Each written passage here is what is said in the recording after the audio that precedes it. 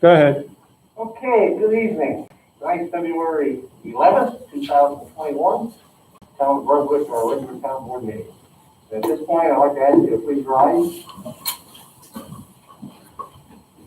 Pledge allegiance to the flag of the United States of America and to the republic which stands, one nation, under God, indivisible, with liberty and justice for all.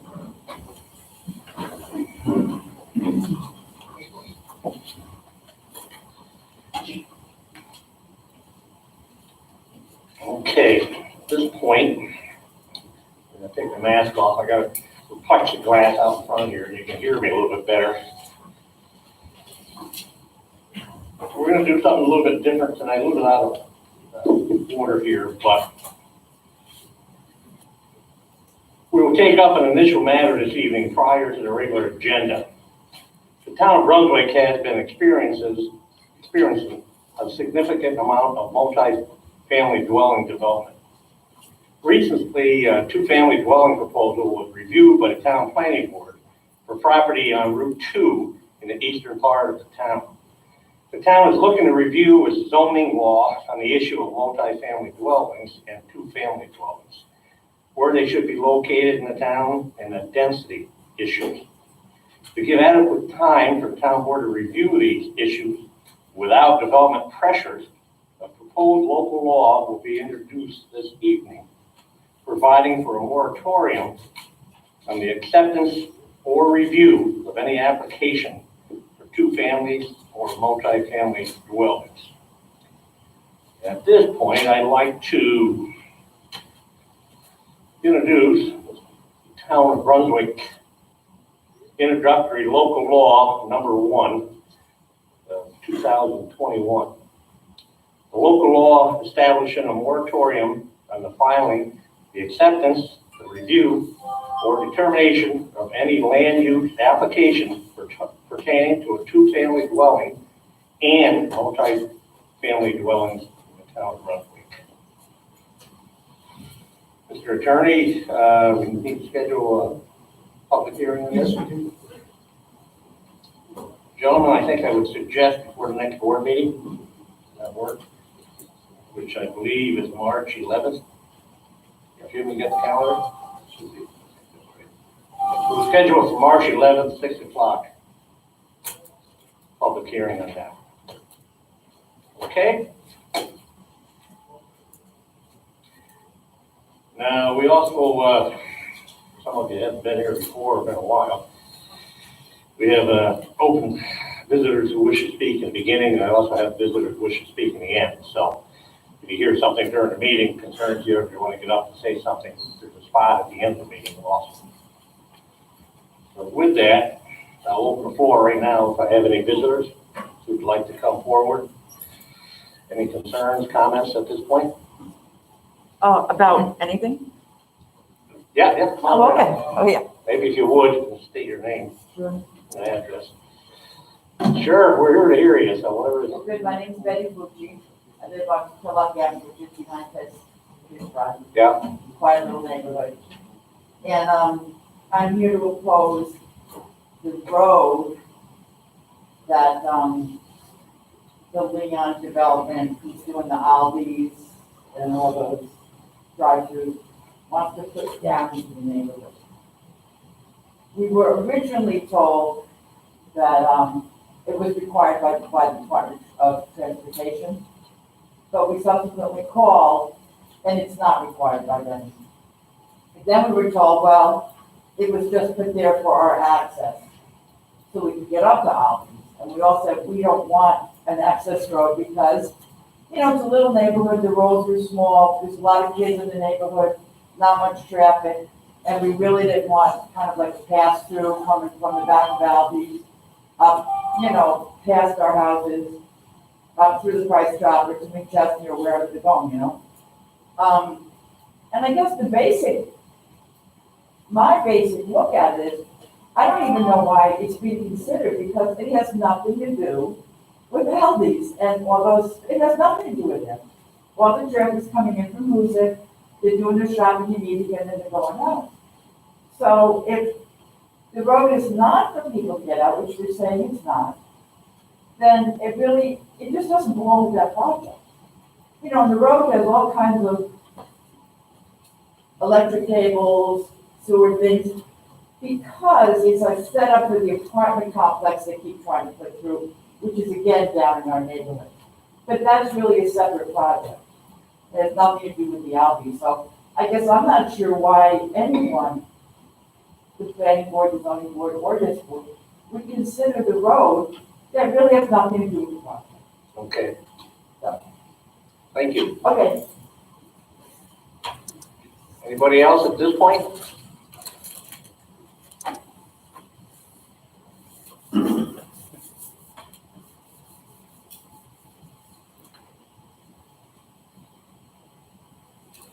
Edward, how are you tonight? Not bad.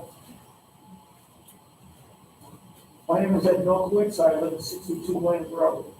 I've been a taxpayer in town for 38 years and lived in town for 30. Up at my roll up, people probably don't know about it.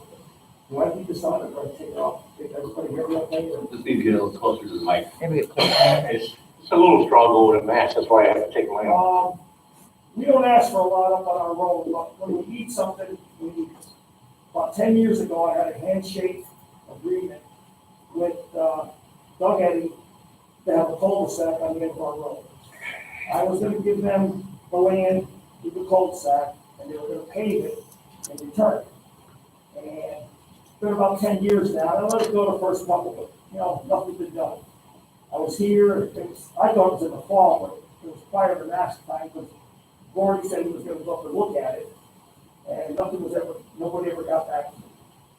Now it's starting to get the more of a problem, because it's all ice running, and if the town isn't gonna, I upheld my end of the agreement, the town didn't uphold theirs. If it doesn't get, I see all of Wilson Road really got me going, all of Wilson Road is ditched and paved.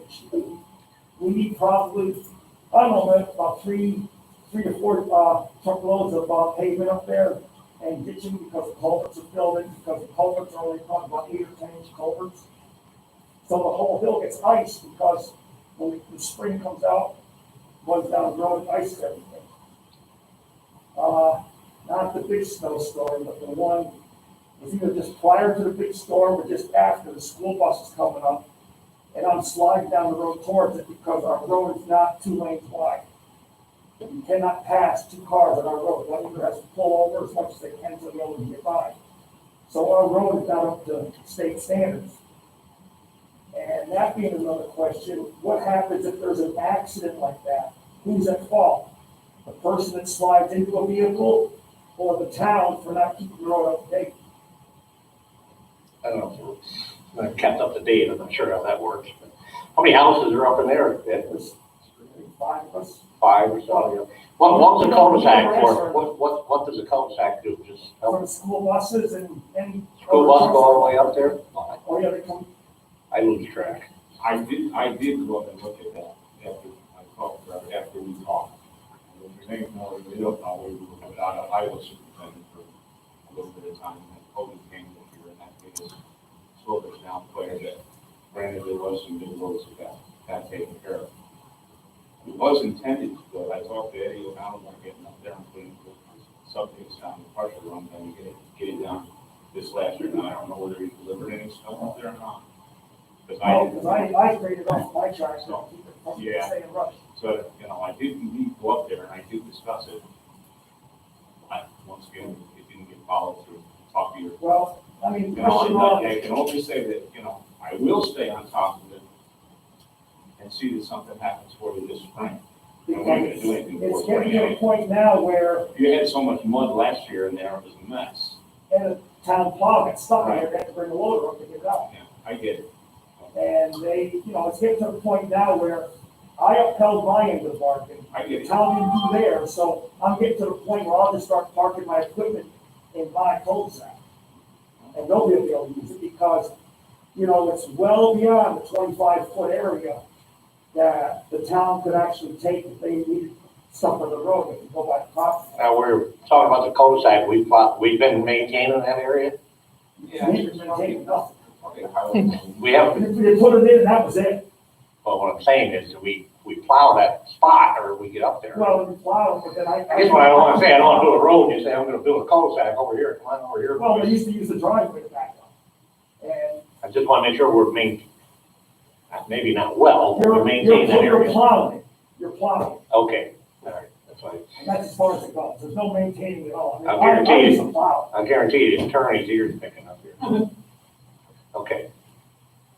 Gordy, you gonna look at it, make sure? Yeah. Follow I mean, I along? got current pictures from this, we had a really good, thaw back in November, December, and it was a love hole again. I mean, like I said, it's getting to the point where it's going on about 10 years now. And, you know, we don't ask for much up there. I used to plow the road for my neighbor because he had a son that was working the afternoon shift, right, because I had a snow plowing business. I used to plow our road, so his son could get up to work, and I had a snow plowing business. I plowed it out. We don't ask for nothing up there. So a little bit of taking care of that area up there and getting the culverts made bigger, because the water goes down the hill, you can't go down the culverts, and it ices up on the hill. It's a shaded road in the summertime, and it's all trees, there's no sun getting to the road, so it stays frozen until they come up to sand and salt. We're gonna take care of it this year. And It's two of us. now, when do they do the budget for what roads are gonna be done every year? We got the dollar number locked in, so Right, but then when we do just you look decide, I at mean, then we just there's look at the gotta be road. somebody, it's either gotta be politics or, What's this the now? real need of. What's this? I says, that when you get a budget for that, there's either gotta be, politics gotta either be involved, or the real need of an emergency be done. What we try to do is we try to come up with a budget every year, spend the same amount of money or whatever. a little bit. But, We've I got mean, a when do budget. you come up with the plan of what roads are gonna be done? We had a plan going, I don't know the boys are still following, where we numbered the roads, you know, according to which was better. But it doesn't take long, as you mentioned, Bolson Road, I mean, it looked like a bomb went off every 30 feet up there. I'm not comparing it to your road, but that road was rough. To do that one road was $100,000, so these big roads out in the country where we live, it just grabs the money, swallows it up. But there's no politics, honest to God, we try to look and see which road kind of needed, you know. But, you know, I live up in that area, and your road is not one that people travel all the time, so Well, it's a we deep, because better go take a look at If it it. was a flat road, I wouldn't care. Yeah. But it's a hill. Yeah. And we have, the narrowest part of the road is a big drop off. Yeah. If somebody gets too close to that soft spot, I mean, like I said, because I want this in the minutes, who is responsible if somebody gets seriously injured because the road is not maintained properly? It's a question whether it's not maintained properly, right? No, you can't possibly answer your question. Yeah, but 2 feet on a town road, should 2 vehicles be able to pass? Simple yes or no answer. You're not gonna get one from me because it depends on the particular circumstance. Well, if it comes to an accident, who's at fault? If the road isn't wide enough? Again, that's why we have courts. Yeah, I mean, it is. I mean, simple question. There's never a simple question when you come to. Well, okay, let me give you something, and I won't tell which highway supervisor told me. The road is not up to town standards, and to take it to town standards, they've got to widen, state standards. So apparently that's why they're not doing anything, because they got to bring, if they do anything to it, they got to bring it up to state standards. I don't have any information on that, so, I think you've asked these gentlemen to go up and take a look at it, and get the process going again, and I think they. And we said we would, and you gotta get Like I back. said, I don't, I'm not going to discuss liability I know. in the abstract hypothetical like, situation. our road doesn't even have a town sign on it. That's how backwards we are up there. Okay, But I'm just saying, I wanted it in the minute, because I want to be able to copy the minutes, so if something happens, that we have something to fall back on, protect us up there. Because I'm not gonna get sued by somebody because I slide into them, or I hit their car because. They got 5 houses, it's a dead end. I mean, they got traffic back and forth Well, all we day have 2 long. new people up there, and they have a lot. I mean, you have people who live there, but I mean, it's not a thoroughfare. No, the ones that live up there, The ones that live up there ought to be halfway intelligent, right? we are. Well, I never doubted your intelligence. But I need to be careful with that The road. 16 to 21-year-old group that travels that road now is. Yeah. They come up and visit the new people. Yeah. Because right where, Donnie Lawrence Garden is, that little hill there, you can't see anybody. Anybody that doesn't know that road Yeah. is in the middle of that road, Yeah. going over it both ways. The, residents stay to the left or right, because you can't see a car coming over that hill at all. All right, we're gonna look at it, all right? All right, thank you. That's what we're gonna do for you tonight. So. Anybody else at this point?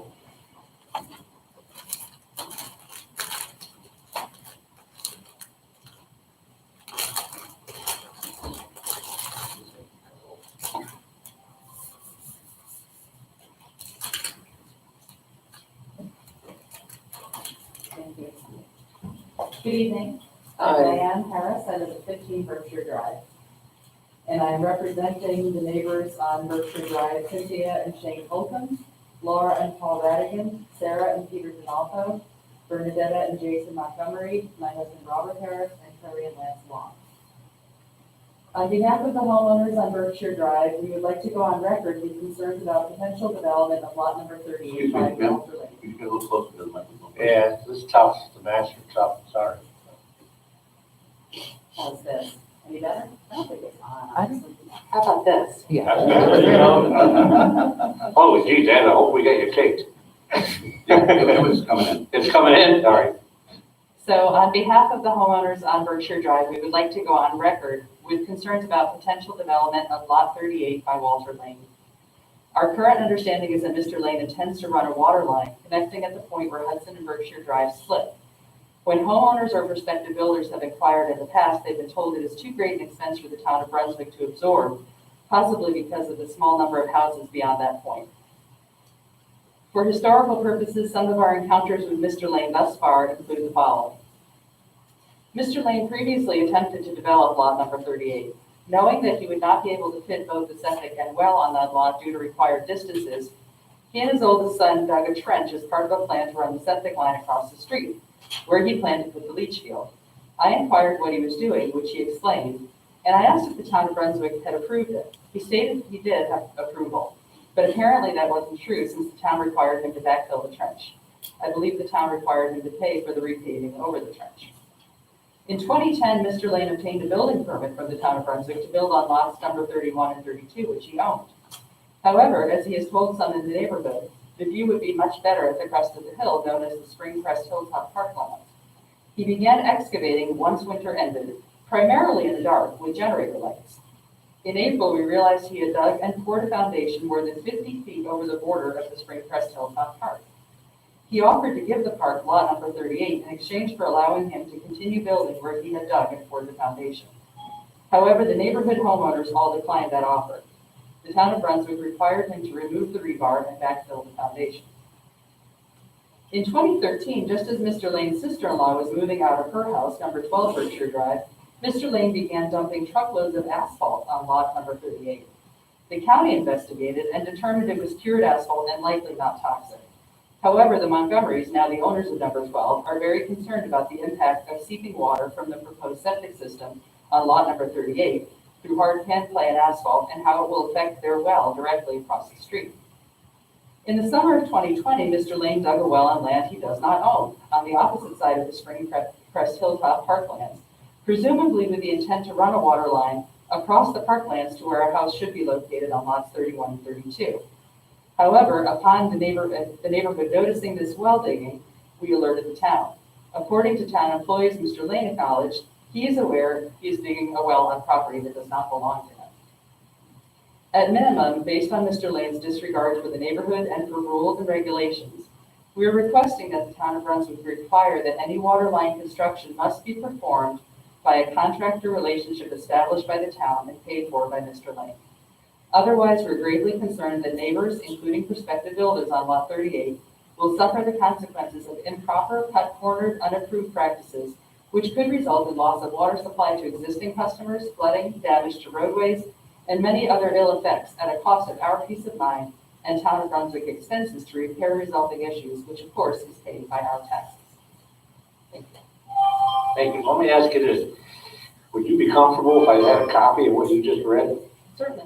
Because you get a lot of details there. Thank you, because I'd like to, we will take a look at everything you said there. I want to make sure I don't miss anything, you know, so. Thank you. Anybody else at this point?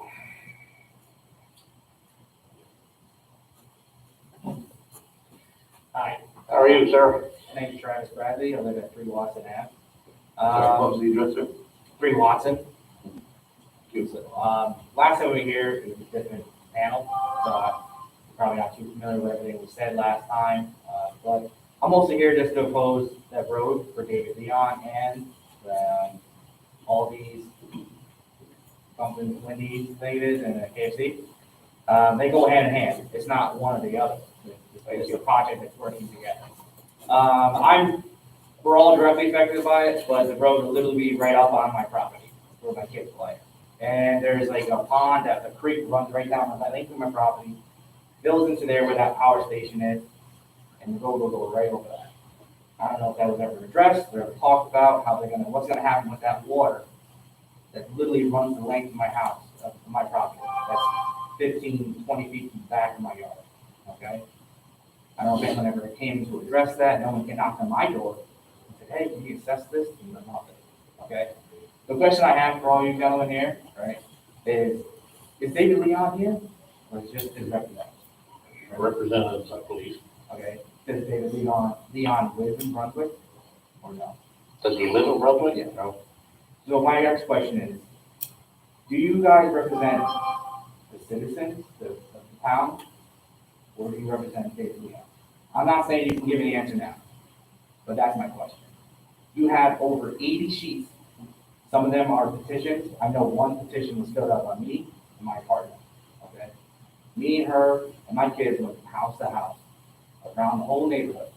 So he was signing that, they opposed the whole thing, okay? I'm very passionate, I'm a little upset by it. I apologize, I'm not supposed to be here, okay? No, you're doing okay. So that's my question. When this comes to you guys for making decisions saying, yeah, we're gonna approve this, are you guys really taking in consideration for the neighborhood who has opposed this adamantly?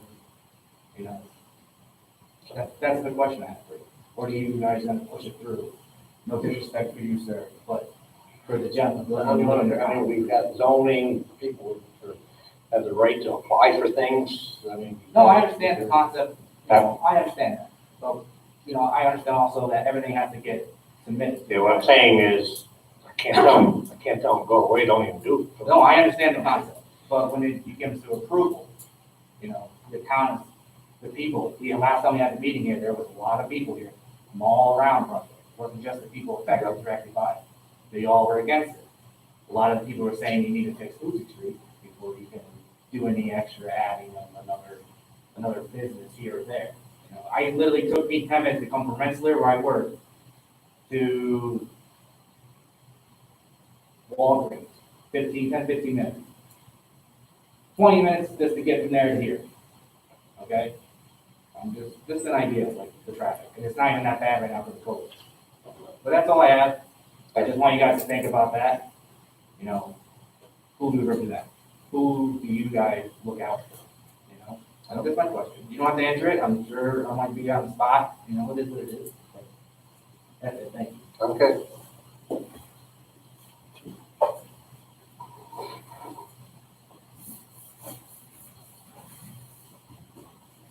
Anybody else at this point? Like I said, I got public access in the end, so. All right. Gentlemen, we'll move into the business.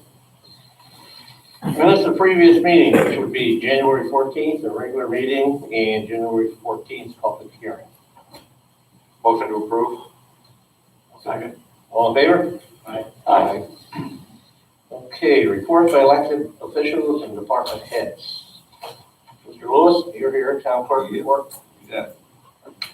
Okay, our office will be committing $6,277.23 for the past month. $4,368 for recycling sales, both the office and the center. We pulled in $900 in rental fees. Community center is starting to book up kind of in anticipation towards the end of the summer. We did have a lot of cancellations, of course, because of the pandemic early on. But people were taking interest, and we're still holding that in only half capacity. Let's see, $327 in dog licenses. We have 6 new residents and 47 are still with us. And $682 in various fees for vital statistics and TEC. We had $150 for peddler's permit. We had a fellow in town that's doing popcorn. Yeah, he's staying around. Yep. That's it. Motion approved, bills report. I'll make it. Second? I'll second. All in favor? Aye. Aye. Now, again, we've got a few people with us tonight there, but with the COVID situation, I've told my department heads, if you feel more comfortable, just hand in the reports. Normally we keep the meeting moving, so a lot of them handed in, so. Chuck, you got a report tonight, or we've got some of the department heads that came. Mr. Golden? Come on up, we'll save Bill. Save Bill. We'll save Bill for last for a wrap up. We got a bunch of questions for him. Superintendent of Utilities Inspection. Good evening, gentlemen. The building department report for January 2021, 49 building and property inspections, 312 active building permits, 9 building permits issued or renewed. We had 12 meetings, 2 planning board meetings, 1 zoning board meeting, no court cases and no fire inspections, 4 follow-up complaint inspections, 2 code call-outs with their inspections, and 2 code complaints, 1 code complaint with 1 vacant property defined. 14 planning board projects open or granted, that includes sketch plans, and 9 zoning board projects open or granted. I was ready to give you the year-end numbers, but I saw a problem with my printout for 2020. And I think that will explain why there was such differences in the two. So I'm not going to give that. If I can, I will give that next meeting. Okay? Any questions on that? No? Thank you. Thank you, Chuck. I'll make a motion to approve. I'll second it. All in favor? Aye. Bill, come on up, sir. I'll speed read, okay? That's one of the shortest ones I've seen. That looks awful short. Short and sweet to the point. All right, we completed all our water testing for the month of January. We have 2 water main breaks, one on Mark Street and the other on Brunswick Road. We got to go back to Mark Street. There's a broken valve there that we're able to kind of get the top patched up on temporarily, but we'll have to replace that. We completed all our water readings. I got the bills all prepared to send out February 22nd. I continue to review miscellaneous stormwater plans and proposed development plans. I had to hike up to the tank the other day because of a transmitter problem. I just was walking around the tank when we got some pretty graffiti up there. Somebody's been spending some time being artistic up there. Secondly, when I was looking at it, the tank is kind of beginning to speckle and bloom with rust. So we really got to sit down at some point in time and make a plan on what we want to do next for that tank up there, whether we have it or whether we consider a new tank. So probably something we should do this year. Okay, that's it. Questions for Bill? Let them off kind of easy. How much is a new tank? Just guess. Well, Plus or minus $1 million? For a 2 million tank, about 3 million, or you can do 2 tanks for probably about the same price. I'm sorry, did you say you were continuing to review Mr. Lane's water plan? No, Oh, okay. the other development plans Oh, and okay. everything else. No, Mr. Lane is. Okay. Mr. Lane. That went fast. No, that's all done. No, nothing has been submitted to my office whatsoever. Thank you.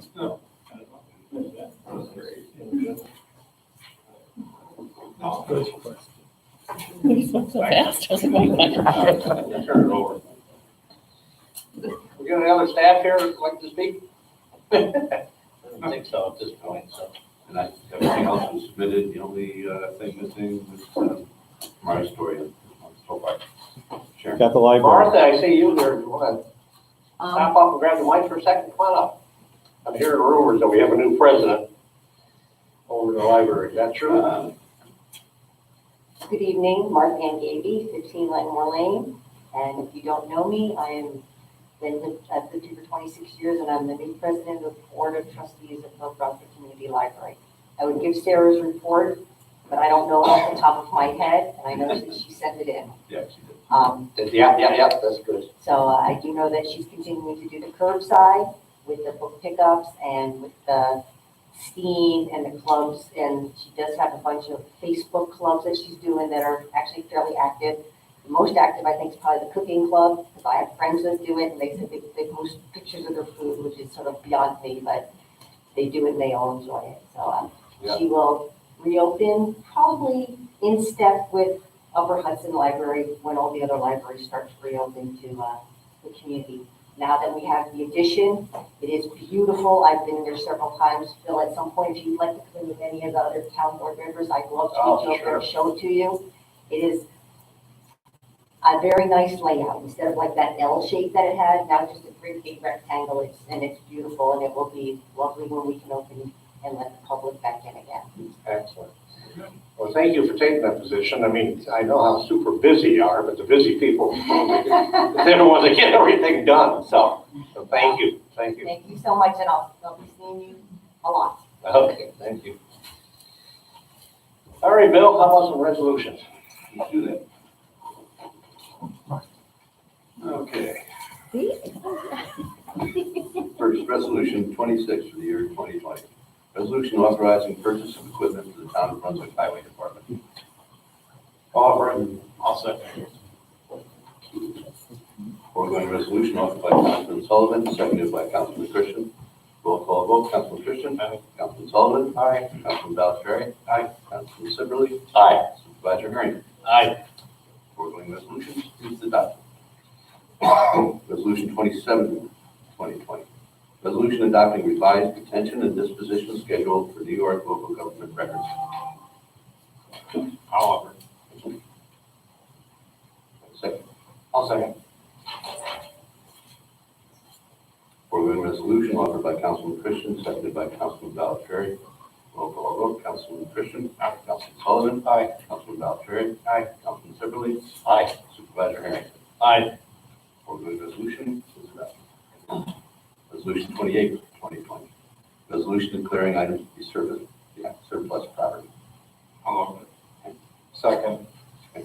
These are the leads that we pick up all year long, with a big pile of leads, so now we gotta dispose of them, so we put them out for bid. Hopefully, somebody will come in and pay us very, very little, but they'll grind and get them out of here. Get rid of them, you know. Okay, foregoing resolution offered by Councilman Christian, seconded by Councilman Sullivan. Roll call vote, Councilman Christian. Aye. Councilman Sullivan. Aye. Councilman Belcherry. Aye. Councilman Sibberly. Aye. Supervisor Herring. Aye. Foregoing resolution is adopted. Okay, get into the wordy ones here. Resolution 29, 2020.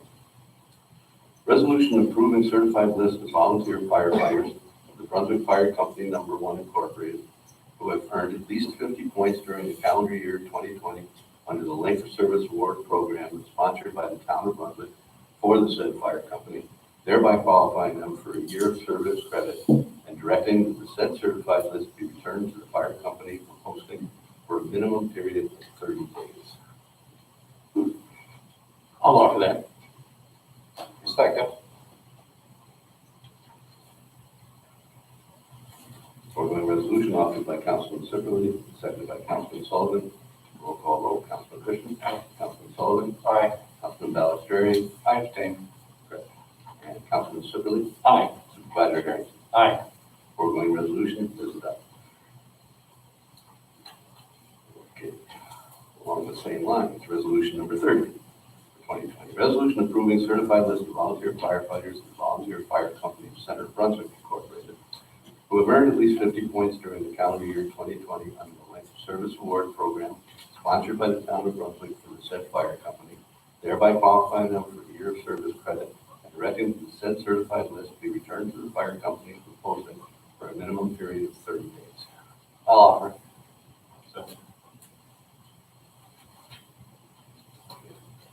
For the resolution offered by Councilman Belcherry, seconded by Councilman Christian. Roll call vote.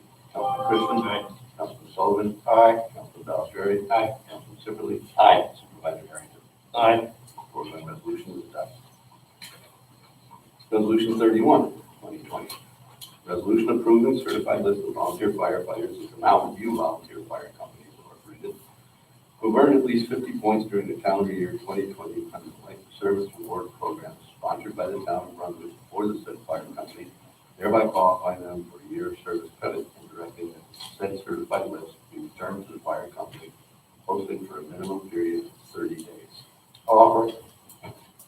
Second. Foregoing resolution offered by Councilman Sullivan, seconded by Councilman Christian. Roll call vote. Councilman Christian. Aye. Councilman Sullivan. Aye. Councilman Balastrery. Aye. Councilman Sipperly. Aye. Supervisor Harrington. Aye. Foregoing resolution is adopted. That's it. Mark, put you on the spot real briefly and quickly here. Just tell them what we just did. That's the fire companies and the award program. Just briefly, can you tell them about? Sure. We have 5 volunteer fire companies in the town of Brunswick, 3 that participate in the service award program.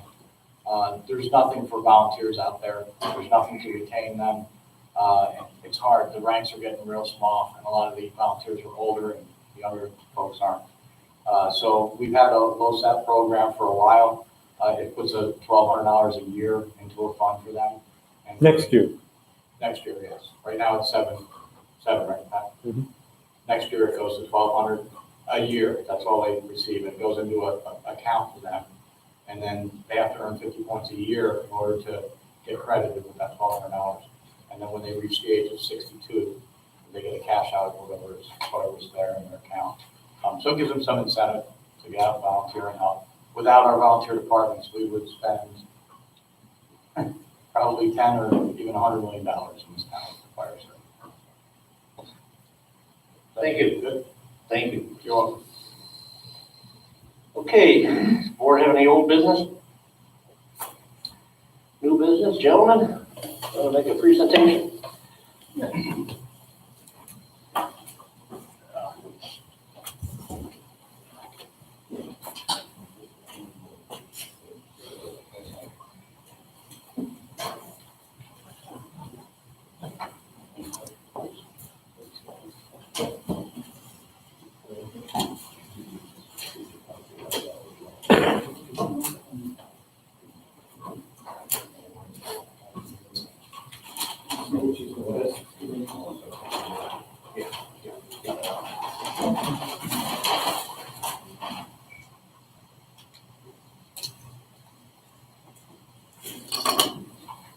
Almost. Good evening, board. My name is Jamie Easton, formerly of MJ Engineering, but I've been involved with this project for many years. Some of the people may see me around me the last 5-6 years. I've been at this community for this project and other projects. I'm a professional engineer by trade with over 26 years of doing civil site plan design for various clients in the community. So the project that we're going to talk about today is the roadway access and a few other things. But certainly for the board to know is that this project is zone compliant. That's the first thing to know. That all the proposed improvements, the proposed Aldi's, which is right here, and the Wendy's up here, previously that site plan was approved by the planning board. But since this time, we've revised it, updated it, and added a KFC down here in the corner. The reason why the previous site plan wasn't installed was for 2 reasons. One was traffic light at this location, and 2, because of generally the layout and some other things generally didn't work for the clients, so we basically reworked it. I worked with the planning board for a long time, making sure that we had all the elements from the previous approved plans and really updated it and certainly added a lot more landscaping features along the way. As we started down this road, I'll say, 2-3 years ago when I really got involved with this project, we had a meeting with DOT. DOT has a study that has all of Hoosick Street done from one end to, down to the other. And it's called comprehensive plan. Just like you have a townwide comprehensive plan that sits your zoning law, DOT does comprehensive plans too. And the comprehensive plan looked at this location and they looked at it and they said, what do we need to do to help roadway improvements, help traffic safety improvements and things like that? And what the study suggested was interconnectivity. And what is that big fancy word sound like? Well, it's really nothing fancy. Is a way for these homeowners, and not just in this location, but other ways, to travel and get to a functioning traffic light legally and make left and right hand turn.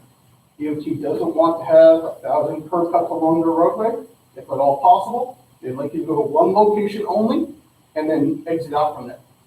So the comprehensive plan that they actually had showed a roadway way back in here.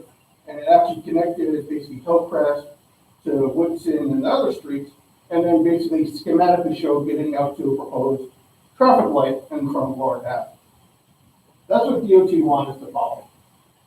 So as we developed this concept plan, we took the DOT's requirements, and I use again the word requirement, because that's what they want us to do for a traffic light in this location, is to show connectivity to surrounding locations so they could get an easy way to the traffic light and legally make a left and right hand turn. Certainly, some of the people up here can go through Price Chopper Plaza to get to the traffic light, but there's no legal easement to do that. So what DOT wants to do is obviously, they looked at all the paper streets and things like that, and we certainly picked this one road to provide legal access to make a left-hand turn. But certainly people go through Price Chopper in the neighborhood and things like that. So we showed two connectivities for the comprehensive plan that DOT originally had. One, directly across from Cumberland Farms. This will allow anybody on Hillcrest to exit up and get directly to the traffic light to make a safe left-hand turn. And it provides, I believe my next sheet is actually part of it. A little part of that. And what that does is allows these residents here, again, to exit out and get to the traffic light. I'll flip back to that on page 10. But currently, some people in this community, Ridgewood and things like that, they go to Price Chopper. There's a little chasmway, a little passway through here. They can go out. But that's not a legal means to get to a traffic light, even though it's currently there. There's no easement rights or anything else over that way.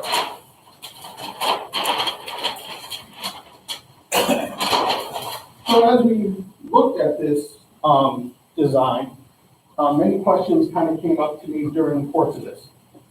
There is many paper streets that allow along this roadway that abut this property north and south. Basically, the subdivisions were done in the early 1900s. And then the town took over all the roadways and paper streets within this corridor, I think was in around the 1930s timeframe. That's when legally the town became physical landowners of the roads. So as we looked at these interconnectivity points, we looked at Fairline to connect through. And again, as we looked at it and said, well, even if I do a proposed subdivision back in here, single family subdivision, which is allowed as of right, is one of the uses in this zone, we didn't want any of these residents to be able to go through the existing neighborhood next door. Some of the roads are narrow, as pointed out in the public comments from the public and the planning board meetings. Certainly they have suggested they're worried about traffic and safety issues.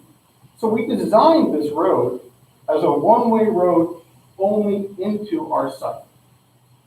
That allows the existing neighborhood to access and has a legal way to get to the traffic light. But it doesn't allow anybody from this project or a single family subdivision in the back to drive to their property. That's how it was designed. Now, some questions, so that's where we are with the DOT. Someone did mention that DOT, they had conversations with DOT. My conversation with DOT has been this, who is Guy Tedesco and the Region 1 traffic coordinator. Interconnectivity is they would certainly want, as part of their highway work permit for this project, as one of the top priorities of this project. So I don't know where that they didn't want it, or they never requested it. There's documentation out there that's been previously provided to the town, and my meetings with DOT, that is their current stance. In regards to the wetland and water course, as the one gentleman said, he is correct. There is a water course that generally goes to this substation owned by National Grid, right through here. There's a little stream corridor. As required by us engineers, we're required to get a permit to do that from Army Corps of Engineers. That permit is in the process. The design of this culvert has been reviewed by the town engineer. They deemed the engineering of this acceptable, but it has to go to the Army Corps of Engineers to actually get obtain a physical permit. And that permit is currently being processed. So we are aware of this situation. We have designed it accordingly. The town has reviewed those design plans and deemed them acceptable. But we're waiting around the Army Corps permit for that, which is called a stream disturbance and a nationwide permit. I think it's 14 for a minor wetland disturbance. Basically, you just have to put a culvert in the ground, make it much bigger than the stream corridor, and that's all you have to do. But there's engineering plans that need to be done for that. So that's some of the history of how we started with interconnectivity off of Hillcrest and off of that existing neighborhood. One is the request by DOT as part of the overall comprehensive plan that they had, and two is providing a legal way for people to come out and make a left-hand turn at the proposed traffic light. Again, these were the directions that, as an engineer, I was obtaining from DOT and moving forward. Certainly, I can go back to DOT and have that conversation again, but the current only application they're reviewing right now is this application in front. So that's the only application they've seen, and that's the only application they have moved forward with. Design of this roadway right here. This roadway has been designed to town standards, and ESHLA standards, which is an engineering acronym that a big thick book will be to design stuff to. And what that does is it tells us the curvature of the roadway, the horizontal and vertical alignment, so we don't make things too steep or too flat. And as we designed this road, we designed it as an intent that if, as part of the planning board requirement, if the town so ever chooses to take over it in the future, they would have the ability, but the roadway construction would meet current town standards. This is also, we designed it this way too, is that if a single family subdivision occurs in the back portion of the property, we would have a town road to access that. So that's kind of the history of how this kind of came about, this roadway in the back and the interconnectivity, and to address some of the public comments. Now, I'll let Rob turn over to the Paper Street portion of this conversation, which is about 300 feet of Federal Lane, which is a paper street, and how we are able to really construct a roadway on the town property that we currently own. So I'll turn it over to Rob at that point. Hi, thank you for this opportunity. Hi, my name is Rob Benashi. I'm the attorney for Dave Leon. I'll say Jamie stole most of my thunder. I'm not going to add too much more other than the fact that, you know, we are here just for to discuss. You guys had questions about this road. There was an application for an apartment complex that was withdrawn last year. I just want to make sure it's clear. You know, that is not on the table right now. This is simply about a road that DOT wants us to put in. And, you know, if Jamie talks to DOT and they don't want us to put the road in, then I guess that's off the table too, right? But what we're here to say is that there's this one portion of Paper Street, it's owned by the town. We want you to consider the idea that the applicant will pay 100% of the cost to install that road. If it's single lane, we understand that it only should be a single lane now. We had started with 2 lanes, we thought that's what the town would want. But if it's going to be a public road, we would do 1 lane, and the cost would be paid for by Jamie. So, you know, we're still here. If you want us to ask us any questions, if you have any questions about what we're doing, you know, we are before the planning board now. We're in the secret process, the environmental review process, and, you know, we're getting close to the construction season, and we're just hoping that we're able to, you know, talk to you, get some answers, and then go to the planning board and get some answers too about what we can do, so that we could, if we can get moving on these projects that would, you know, add to the corridor. Okay. I don't know, Tom or Andy, I mean, even the planning board, I mean, they're doing the site work. They're the ones reviewing everything. The town board, our situation, you're talking to us because of the whole paper roads, correct? Correct. Anybody want to comment about that, or are we okay? We're okay with that. That's the town board's. Planning board has to come back because there's the paper roads question. Correct, correct. We were Okay. asked to come here because you guys had a question about the paper road. Okay. Does the paper street connect to, your street there? That is, Watson? What's going on? We don't have a public hearing anyway. The paper street connects to Woodward Ave. Yeah. To Woodward, through Woodward. Right. It goes along the length of my property. Right, it's Ferdinand, but they call it Woodward now, or they call it Ferdinand is Ridgewood or south of something. Watson, is it not?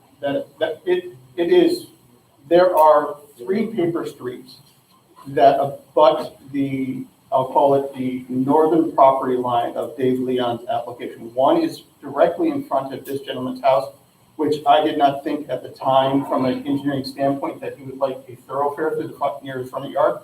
So I moved it to the next paper street up. And the third paper street, which is, again, as you look at the site plan from left to right, there's one also at the very end of the property. There's a third paper street that actually has legal rights, to cut through. Those tie into Hillcrest, Ave down to the south, their paper street configuration. At one point, it looked like a grid was established from basically north to south on these 2 parcels, but someone never owned what was in the middle. And that's what was filed at some time, basically in the early 1900s. So is Ferdinand and Ridgeway, are they the same? Yeah. Yes. Those streets. Yes. It's the same street. It's the same street. I just went by the filed map in, I think it's 1919 is actually the filed map of that. So Yeah, I went by those names when they labeled them. All right, Jamie, yes, I don't want to get into a public hearing, so you guys got questions after, so. Sorry about that. I think what we need to do, there's a lot of paper streets in the town of Brunswick, I believe. I think we need a little bit of time to have our attorneys check on them. We're gonna find out the legality, in terms of you just turn them over, what the situation is with that. So, with that being said, you guys all set with your presentation, right? Yes, we have no objection to further, having some legal counsel, town legal counsel looking to. Well, we need to take a look at these roads. So, I'll thank you for your presentation. Sure.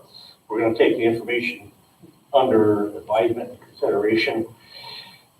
As I said, can't sit here and make a quick decision tonight. But having said that, I know you've been to the planning board, and they're the ones doing this for a long time. And we only meet once a month. So what I'm willing to do, with the board's consent, is we can have a special meeting in, say, 2 weeks instead of a month. That will give our attorneys time to take a look at the legalities of the paper roads. So at this point, I'd like to set up a special meeting, and I'm thinking February 25th. Yep. We'll do it at 7 o'clock. That's 2 weeks on a Thursday. And we'll review and consider the proposed road construction, on the town-owned paper street, so. All right? I completely understand. You won't have to wait a month. I thank the board for having a special meeting. This COVID thing is driving me nuts because I like to, everything's so quick and it just feels like we're not moving very fast. And spring is coming, not just for you guys, but we got baseball to play, and hopefully, and roads to pave, and I'm just anxious to get things decided and get moving on, so I'm willing to jump that, our part of this, of course, you'll be back to the planning board. Yeah, I think most people are whether it's COVID related, sports related, or whatever, I think people are waiting to have a different future here. So, Where are you working these days, Jamie? I actually work for a company called Prime Companies. They're a larger developer in the area, so I do their all basically in-house engineer for them. But basically, I'm having my own practice. So Seen your name in the minutes for a long time. So. yeah, so I'm doing my own thing, Good. So I get a little bit. I've been dealing with the one same client, Prime Companies, for over 15 years, done all their projects, and so they decided to be honest, instead of paying MJ, they said, "Oh, let's bring you in-house and make our in-house engineer." So a little bit. Once this project is done, I have a couple other projects that are still in the docket that I'm still working for MJ on behalf of my clients for. But less planning board meetings, more time with the kids, so I'm looking forward to that. Well, good luck to you. Yeah, All right. All right. Anybody else have anything they want to say at the end? There's a public session. Hey, Bills. Come on up, grab the mic.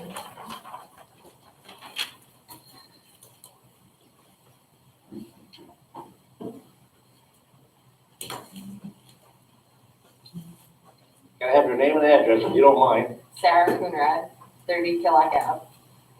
And I just had a question based on what you guys were saying earlier about the firefighters and the volunteer firefighters. Yeah. I'm in a very big homeschool community, and I was wondering, is there any sorts of programs that you offer for children who are maybe looking to get information about volunteering in the Brunswick After the area? meeting, I'll give you my number and Okay, take care of it. thank you.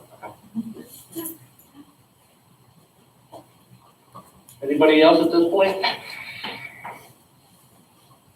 Just real,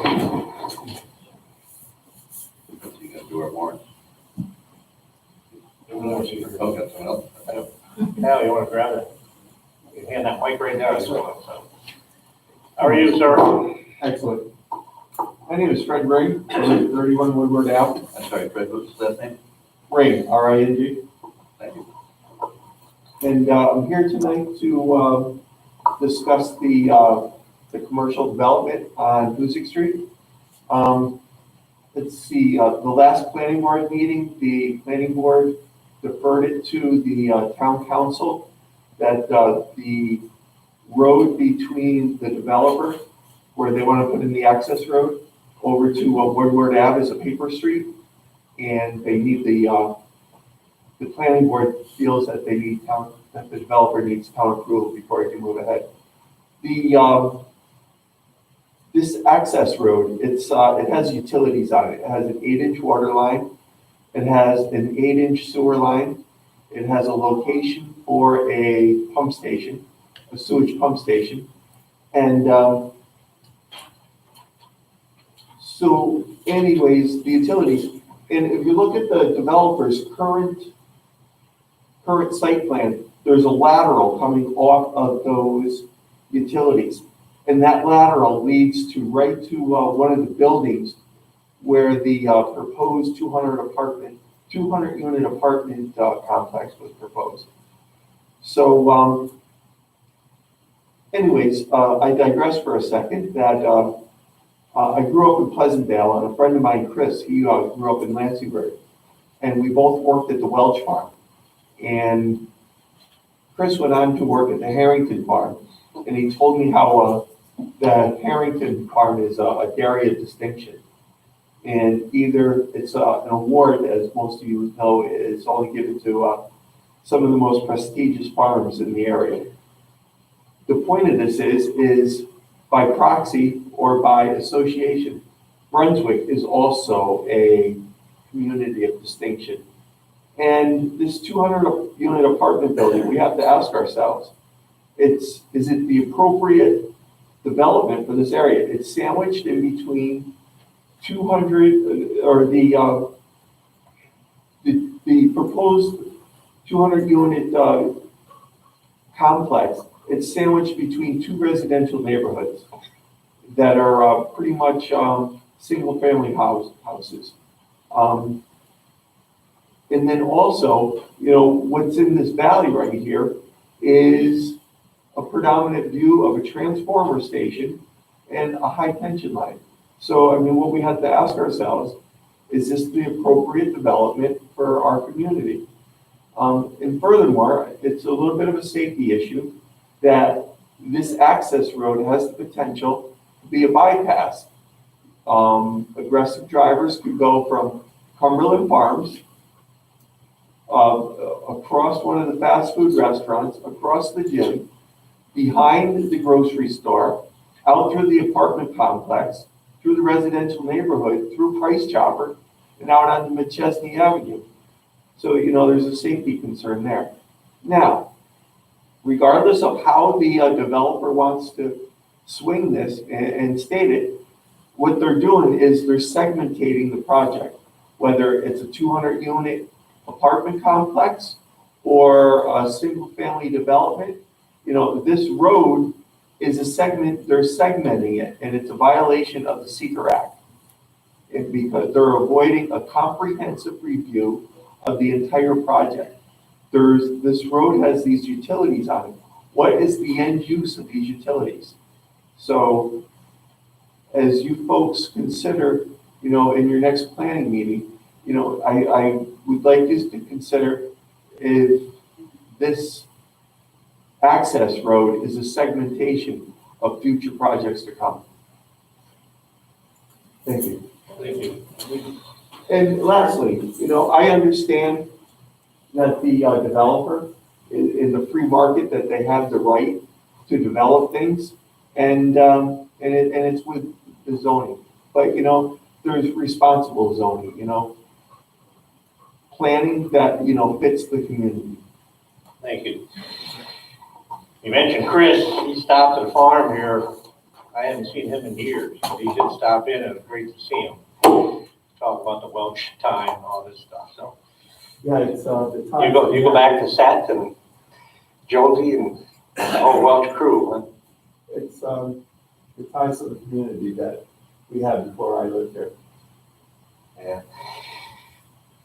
Just real, before we wrap it up, I have been around for a while, and I mean, we all love the town of Brunswick. I graduated from Tamarack, and it got to a point where all my fellow classmates, mom and dad, started getting older, or got older, and a lot of them came to me. I can give you names, Doris, Ralph, Schaefer, so on and so forth, and said, Phil, the town of Brunswick has a lot of single-family homes. We don't have any options. We can't take care of our homes anymore. This is years ago now. And we need some option, and I'm moving to Lansingburg. I'm not very happy with it. So at that point, took a step back and said, kind of right. I mean, we do need some apartments, some options, maybe some condominiums, maybe a Rouse, and we did that. And what's happened now is, as you mentioned, we had a zoning law that was about 10 pages thick. That was it. And we spent a couple of years, we updated that to about 150 pages. And now, for the last 2 or 3 years, our building department's bumping into a few things that they're not happy with in the new zoning. So we need, at this point, to take a look at a few things. And that's what I want to do. And of course, one of them would be multi-families. I mean, do we have enough of them? I mean, do we talk density? Do we talk location? We've got to look at that. I mean, I don't want to ruin the town of Brunswick either, you know, and that's what we're doing. So I appreciate your concern. So, and just for the gentleman in the back to saying, you know, do you represent us? Do you represent the developers? Who do you represent? Jamie's talking about a comp plan. We have a comprehensive plan in the town that got a lot of work put in it. We hired engineers. We had public hearings, a lot of input. We had mailers that went out and said, what do you want the town of Brunswick to look like? And they said, the majority of the people in the input was, we need a commercial area because we need a tax base. But where's the commercial area? Okay, water and sewer. And unfortunately, for some people, that's the commercial area. we've been trying to keep the darn development off of, darn development, sorry. Trying to keep commercial development off of Route 2. Tried hard, you don't see any apartments over there. We've been trying to keep that way. I'd love to keep the farmland, that's not getting any easier. Thank God my nephew and niece want to continue. But things are changing, so we're trying to follow this comp plan. But we need to take a look at things and maybe you're right, is that the place for another 400 people are in the middle of that whole business section? We need to look at things, but thank you. I appreciate it. Anybody else at this point? Can I say something else? Come on right back up there. Okay. Better repeat your name there, we're gonna get it wrong in a minute. Well, it's Betty Fuji, although most people call me Bonnie, but it's Betty Fuji, 36 Columbia. Yeah. I just want to comment on the road up to the Price Chopper. And I'm sure you don't remember me, but I was part of the We Don't Want a Price Chopper group, 25, 30 years ago now. I mean, I was all those big meetings that we had, the arguing, and my cousin Joey Coco had to move out. So where my cousin Joey Coco's house was, is the access road. And I remember one of the arguments of our neighborhood is if you put a price chopper there, none of us are going to be able to get out because there'll be too much traffic. And what the town did, I don't know who paid for it, but they put that access road in, or you made the developers do it. But the access road was put in as a response to our concerns about the price chopper. Yep. The whole neighborhood uses that road, not some of us. One way, we all use it. We go out to the light. There's not that many people that live back there. There's not that many houses. So the fact that they keep saying that, one of the things is, well, it's not a legal road. You lose it somehow. I'm like, but why would that do that? I mean, unless the price chopper closes, and I don't see that happening, why would we lose that road? We don't need another road. We simply don't need another road to get out of that place. And it's, there's just no way you can tell me that people coming out of that Aldi's place are not going to take a shortcut. I mean, we're all human. I know they are.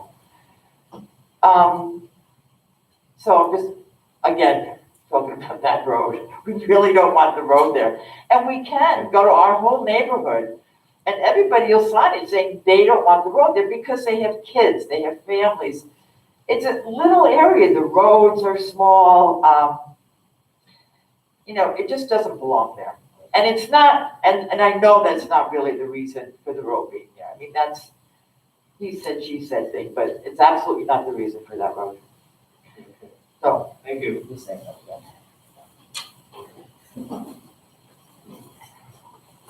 Should have sat wrong. Yeah. Well, you spread out here, okay? My name again? Travis Bradley. Sorry. That's fine. Travis Bradley, 3 Watson Ave. Alright, so the question, you were talking about, you need the taxpayer base and stuff like that. I understand, but back to what some of the residents of Brunswick said in the first and the official hearing for David Leon, 90% of the people, what are you gonna do about moving? I really said it took me, and this is during COVID, when people aren't leaving their house, it took me 20-something minutes to get here from Walgreens. Okay? I'll admit, the cops, I drove a little reckless to get here on time, okay? But how is this gonna be handled when vaccines are all gone, are out, everybody's back to normal, and you have potential for 200, 400? Not to mention, that's not even including the hundreds of parking spots for Aldi's, KFC, and Wendy's, okay?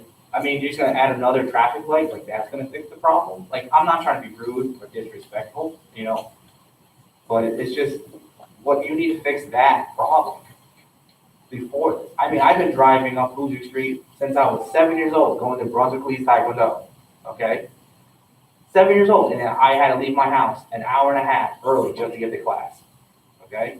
My uncle dragging me out of the house, an hour and a half early, just so I can go Hoosier Street. That needs to be fixed. And then maybe we can talk. about adding hundreds of people into an apartment complex. Because I'm not against them. Apartments, I'm just saying, you gotta fix that 2-lane road. It goes from 4 lanes down to 2. I've been to the state every single year for, I think, a long time, good, I don't know.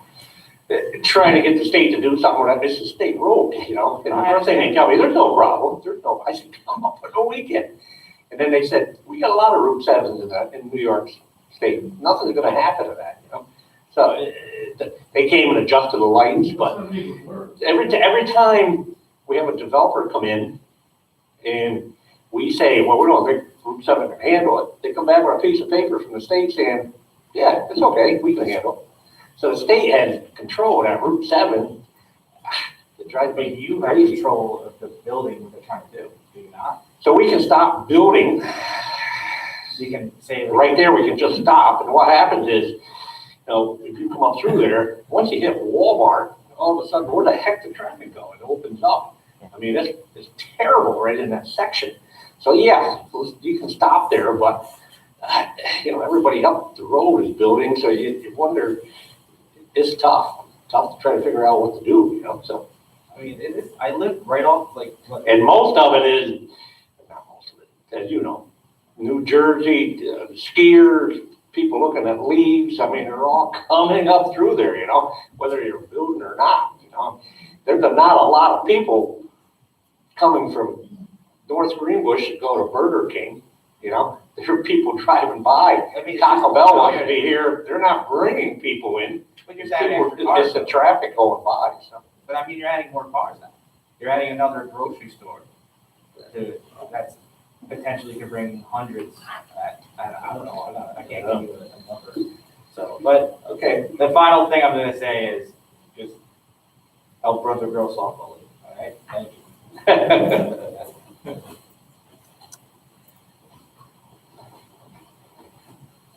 One more quick story.